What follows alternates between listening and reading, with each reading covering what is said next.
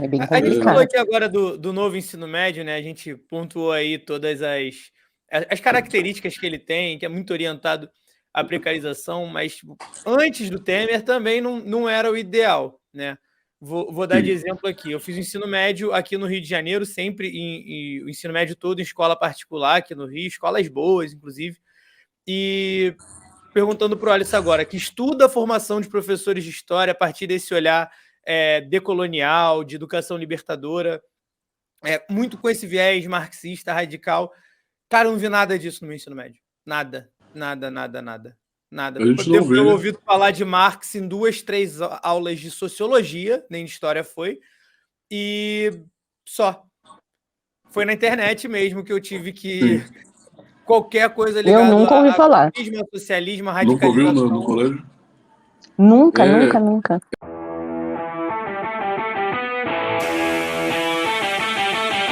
Realmente é precário. Quando era antes da reforma, era ruim, com a reforma ficou pior. E se a gente voltar para como era antes também, vai continuar sendo um problema. Exatamente, vai continuar ruim, né? E aí eu acho que o ponto, que aí vindo para o meu estudo, é essa estrutura do currículo. A quem o currículo do ensino interessa? Né? Quem está por trás dessa produção, estruturação do currículo? Salvo engano, poucos professores participaram da elaboração da BNCC, que é a Base Nacional Comum Curricular, né, que é o nosso documento maior dos professores, que legitima nosso trabalho. O novo E aí, ensino médio, Alisson, se eu não me engano, não houve consulta pública alguma. esse Foi é o Temer e a o cúpula grande dele de ponto. vampiros que simplesmente assinaram e falaram, é isso, toma. Eu não acerto o nome ensino médio até hoje, que eu sou antiga, né? Eu sou uma tia, para mim é segundo grau. E eu falo, não, mas no segundo grau... Aí a Alô fala, que segundo grau? É ensino médio? Eu falo, vai entrar na minha cabeça um dia.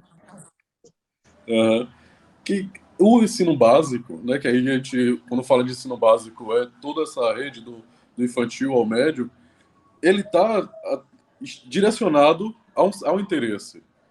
Que é esse interesse capital mesmo, esse interesse liberal, o neoliberalismo dependente, inclusive. Que isso a gente viu no liberalismo do Brasil, não é o mesmo liberalismo dos Estados Unidos, né? É o liberalismo dependente, é o capitalismo dependente. A gente forma para depender de uma outra estrutura, né? Para se manter enquanto dependência. E é isso, a gente tem que pensar esse currículo. Porque a gente não pode voltar para o que era antes também. A gente tem que vir um currículo emancipador mesmo, de fato. Porque o Paulo Freire, ele é o patrono da educação brasileira, mas só no papel. Né? Onde é que está esse patrono, de fato, da educação brasileira, né? Da nossa estrutura de conhecimento, de estudo? Aí vai para a história, vai para todas as áreas. Eu também praticamente não estudei o Marx. Eu tive professores que são marxistas, né? Até meu último professor de história do colégio, ele é marxista, mas não tinha essa influência direta também. Mas foi pouco que foi estudado no colégio sobre o Marx, né? O que eu estudei foi depois na universidade ou antes da universidade, por curiosidade própria mesmo. E não estou nem dizendo para chegar e ensinar sobre o Marx na escola, não é nem esse o ponto, né? Mas no mínimo ensinar sobre nós, sobre emancipação. Quando eu trago a decolonialidade para a formação do professor, é para a gente pensar o que nós temos para discutir o que nós discutimos aqui próximo da gente. Eu discuto a relação de poder. Eu poderia discutir as relações de poder a partir diretamente do Marx. Eu poderia discutir as relações de poder, como a maioria dos meus professores na graduação, a partir do Michel Foucault, dos Estados Unidos. Mas eu optei por discutir as relações de poder a partir do Aníbal Quijano, que é latino-americano. O Aníbal Quijano vai falar decolonialidade do poder e as relações de poder, as estruturas do poder que se mantêm depois do colonialismo enquanto colonialidade. Então, nós temos pensadores que discutem diversas áreas. E aí, para além da história, para além das ciências sociais. E por que a gente só valoriza o de fora? Porque a gente só valoriza essa perspectiva que está para além da América Latina, que está para além da gente. Não é? Na minha pesquisa, eu uso 80% dos meus pesquisadores são latino-americanos. O Aníbal Quijano, o Edgardo Lander. Então, a gente discute a partir de nós mesmos. A Circe Bentecourt para o ensino de história.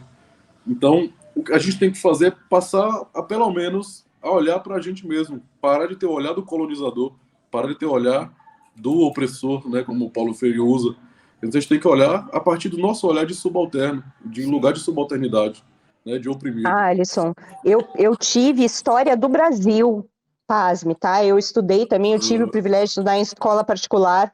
Eu fui ter história do Brasil só no segundo grau, só no segundo grau. Eu História não do Brasil. tive. E história do Brasil praticamente vem em todas as séries, né? Se a gente vê, tecnicamente é para vir em todas as séries. Sim. Né? Eu sabia tudo de Egito, Roma, Grécia. História do Brasil, fui ter no segundo grau. É bizarro. A gente só estuda a Europa, é tudo ocidentalizado, tudo ocidental. Ou a Europa ou é a perspectiva dos Estados Unidos. Quando eu estava analisando no curso, aí eu separei as disciplinas e as ementas.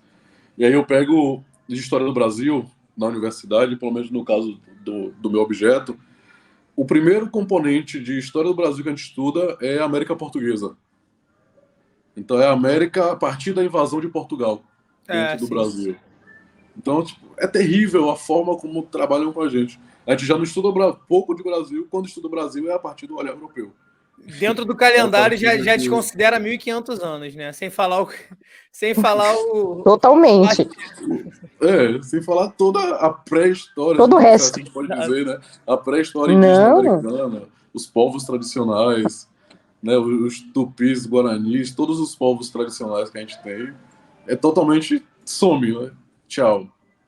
É que eu acho que é assustador, que a gente acaba... Parece que todo o ensino é para a gente perpetuar o nosso sistema de exploração, que é sempre esse repasse da exploração da nossa terra para o exterior.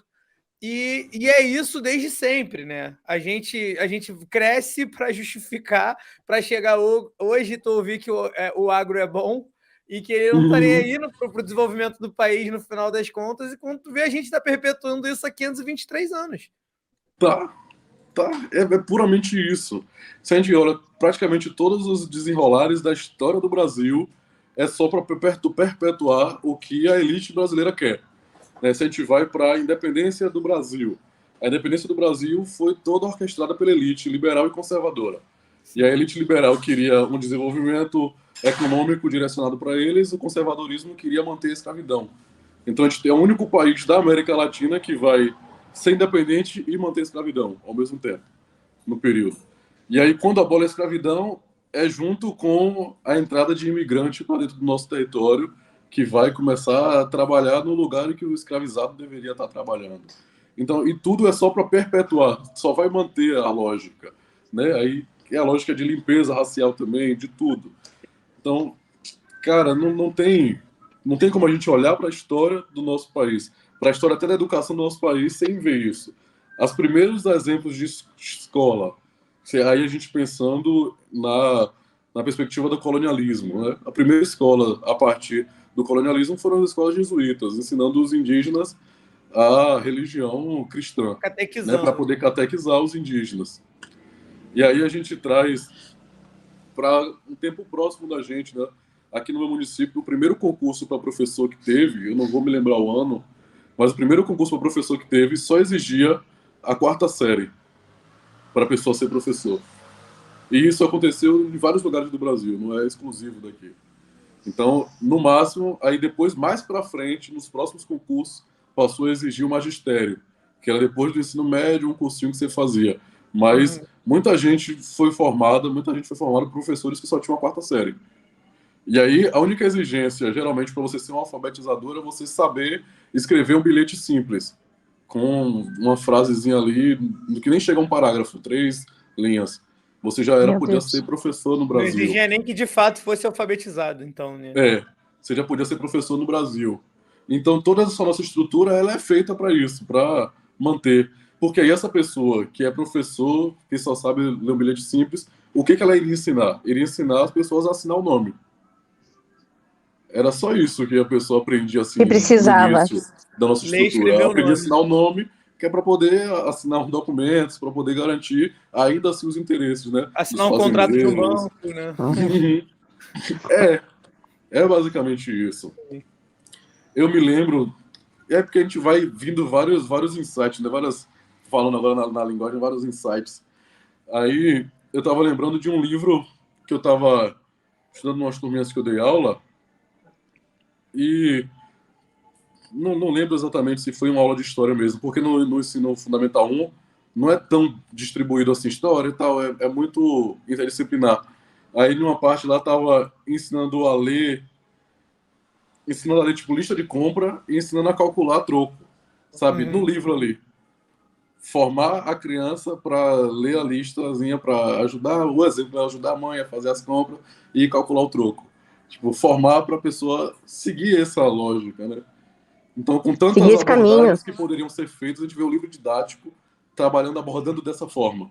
Sim. E aí, a gente sabe que o livro didático é produzido em larga escala. Milhares de escolas vão ter esse livro didático que aborda desse jeito, né? Que pode parecer uma coisa besta, simples, até engraçadinho. Nossa.